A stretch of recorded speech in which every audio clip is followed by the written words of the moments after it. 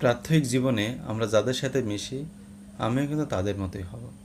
জীবনে ভালো মানুষ হবার জন্য, সফল হবার জন্য ও ভালো থাকার জন্য এবং অন্যদিকে নষ্ট বা ধ্বংস হবার জন্য আমার মেলামেশার সার্কেল খুবই গুরুত্বপূর্ণ। এই জন্য বলা হয় যে আপনিই হচ্ছেন আপনার মেলামেশার সার্কেলের এভারেজ।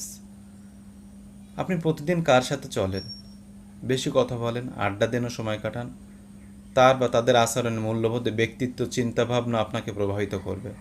আপনি তাই করবেন ও তাই হবেন যা আপনি তাদের মাঝে দেখবেন। আপনি যদি যারা নেশা করে, ইপটিজিং করে, অস্ত্র নিয়ে মাস্তানি করে, নেগেটিভিটি চর্চা করে তাদের সাথে মেলামেশা করেন, আপনি তাদের মতোই হবেন, আস্তে আস্তে হয়ে যাবেন।